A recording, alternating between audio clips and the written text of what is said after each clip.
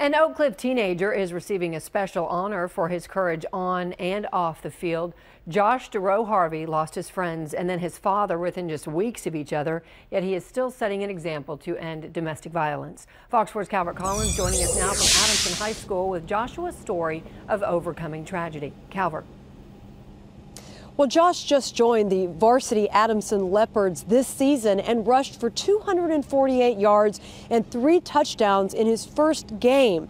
Now, tomorrow night, he will be honored as one of the first Sports Illustrated High School Athletes of the Month, in part for his fast footwork, but also for what he has overcome in the past few weeks. Yeah, I have experienced a lot of tragedy, but, there's nothing I can do about it but keep going. He's right and resilient. Many teenagers or adults wouldn't have the strength of mind or body to keep going. Josh DeRoe Harvey's senior year started with loss. 3 friends from Kimball High School died in a car accident on August 31st on Bonnie View Road. Days later, he suited up and scored the winning 6 points for Adamson. I started to cry while we were playing, and we went into overtime. We needed that 1 touchdown. I was crying and running at the same time. Josh has always lived with his mother and only this fall reconnected with his dad, Kamal Harvey. On September 25th, Harvey dropped Josh off at school, gave him lunch money, and told his oldest son how proud he was of him. Harvey then drove to Cedar Hill, where he shot his girlfriend in the head before killing himself. She survived. Nothing prepares you for that conversation. Adamson head coach Josh Ragsdale got the call an hour before kickoff.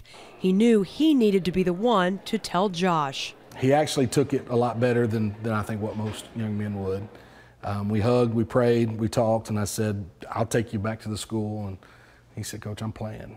My dad, football was what brought my dad back into my life, and so I'm going to play tonight. Josh's parents met in middle school. His mother had him at 16, and because of that, says he grew up too soon. I've basically seen Josh become a man. He's taken on a lot of things. He has a brother and a sister that he kind of has to be a man for now. Josh often wears the slogan, "Be a Man," on his chest. It's the motto of Dallas Mayor Mike Rawlings' End Domestic Violence campaign. Adamson won the mayor's challenge last year, getting the most signatures of men taking that pledge. Little did we know that it would be someone amongst us that would be affected the most. Josh signed his in August, not knowing how powerful it would be. 1 month later, he was in the stands at another football game, asking others to sign their name. I'm a regular dude, just like anybody else, and I experienced domestic violence, but I still keep going. He hasn't let tragedy or a hurt ankle stop his stride.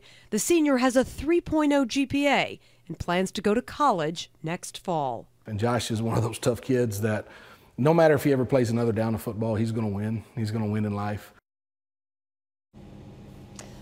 Well, tomorrow night, Sports Illustrated will present Josh with a framed copy of the magazine he has not seen yet, naming him High School Athlete of the Month. He's going to get that here at halftime during the basketball game against Skyline. And Heather, his classmates are already calling him a celebrity. He's a very self-deprecating young man, so, he kind of smiles and nods, but certainly has overcome a tremendous amount just in the past few months. A lot for certainly any 17-year-old. Oh, sure, a lot for anybody, Calvert. And he calls himself a regular guy, and he is anything, but he's an inspiration. All right, let's talk about Adamson, because you mentioned last year they were so empowered. They got 8,200 people to take that domestic violence pledge, doing that in just a couple weeks. What are the numbers now? Do you have any idea? Absolutely. It is really staggering that they have kept up that impressive effort. They are now at 10,000. That's just this year. So a combination of almost 20,000 men have signed that. We're talking from high schools, colleges, even some professionals all over the country and even across the world. A group of women from Bangladesh came to Adamson back in September to learn about how to spread the word to end domestic violence in their country, where 90% of the women end up becoming victims of domestic violence. So what started out as the mayor's pledge resonated with so many people, not only in the Metroplex, but all over the country and now even across the world. That whole group of people, they really are doing amazing things. Calvert, thank you.